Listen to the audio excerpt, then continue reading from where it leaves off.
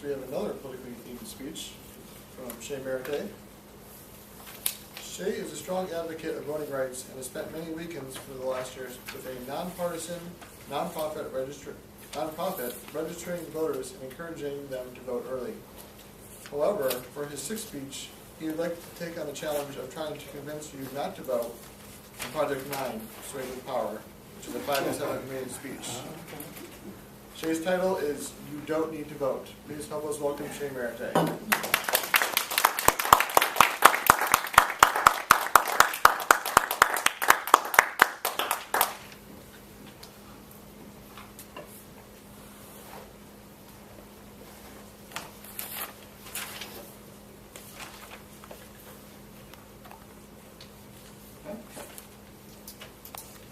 Good morning, everybody. We seem to find ourselves here again on the first Tuesday after the first Monday in November in an even year, which means that is an election day. And today, I would really, really like to urge all of you to not vote. Unless you really, really, really want to. Because after speaking with some economists and doing some research, voting is not rational. And if you consider yourself a rational American citizen, you would choose not to vote too.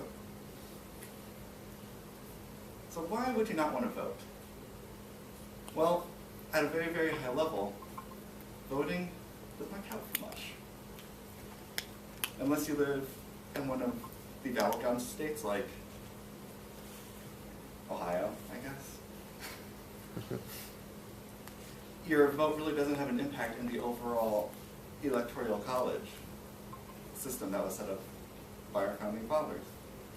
But if you live in California, there's a pretty good chance that your vote is already doubled up by many other people. So there's the 3 or 4 states that matter.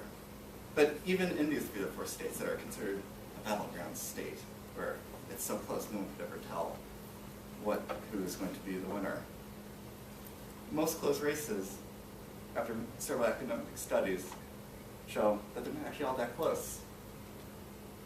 Some Harvard economists, Mulligan and Hunter, in 2010, did a study of 56,000 congressional and state elections since 1898, so 110 years of elections in America. They looked at over 1 billion votes cast in that time, which there must be very big bibliophiles because I can't imagine looking at all those numbers.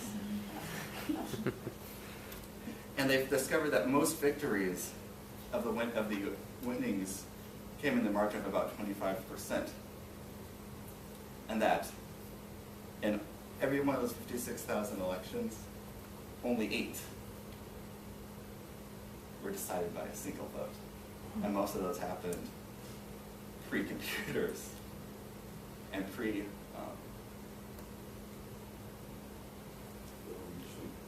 so there's not that many close elections. And in most recent years, even when the votes have become very, very close, and it seems like a single vote can make a larger difference. And in fact, has shown that your vote makes less of a difference because it is often taken away from the actual voting and is determined by judges and other political figures to make sure that we have fair elections. You know, one needs to look back as far as the 2000 election. That's also not enough to vote in. So, voting, it doesn't necessarily seem like you can make a big difference despite what we've always been taught. But in addition to that dubious action, there is also the cost of voting. You don't often think about it, that vote, get out there no matter what. But there is cost of voting. For some people it's very high, for some people it's very low. That economically, you may not receive the utility of the work you put in. For instance, you need to register to vote. And if you're like me and you move every 4 or 5 months, it means you need to re-register to vote every 4 or 5 months, which takes a little bit of time, but it also takes money. I have to put a stamp on an envelope to send it to the Board of Elections. It's 45 cents. I mean, it's a small cost, but it's still a cost. And then there's the time. Again, because I move a lot, I had to go through many polling stations. Sometimes I have to go to the one I was at and say, that's not, you have to go to this other one, you have to go down to the provisional ballot building. It takes a lot of time, especially these presidential elections, where you could be waiting for an hour, 2 hours, 15 minutes to walk in. You don't know. But you have to ask yourself, how valuable is your time? That I spent going to the gym, a little bit healthier, so you don't have to spend future healthcare costs. You need to stay at work. You need to spend some time with your kids. What else could you be doing with that lost opportunity cost? But, so, even if you do vote, what do you get from it? So you may or may not be electing a official or passing an initiative. You know, you're losing a little time, maybe you're losing some money, but what do you get? Well, you get a sticker, which is, everybody loves that.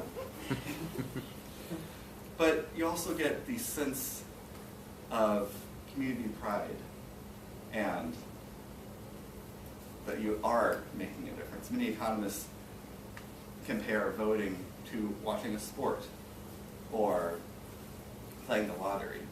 So if you play the lottery, you're probably not going to win, like you're probably not going to be the one decided of the election, but you still get a little utility out of the fantasy of maybe you're going to win. What are you going to do with all that money? Same with sports. You're not on the field at wherever the Browns play, going shoulder to shoulder with the Chargers, but you know you're wearing your lucky jersey, you're eating a hot dog, you really feel like you're a part of the experience and that you're invested in the system. Much like how you just feel that we are very, very heavily invested in our political system and the outcomes of what happens today. So the bottom line is, if that is where you derive a lot of your utility, if that is very important to you, by all means, vote. But if you're wishy-washy, if you're on the fence, if you couldn't care one way or another, don't feel pressured that you need to take off 2 hours early or get up at 6 o'clock this morning and get to the polls and wait in line. If you'd rather watch an episode of Systems, by all means. Thank you.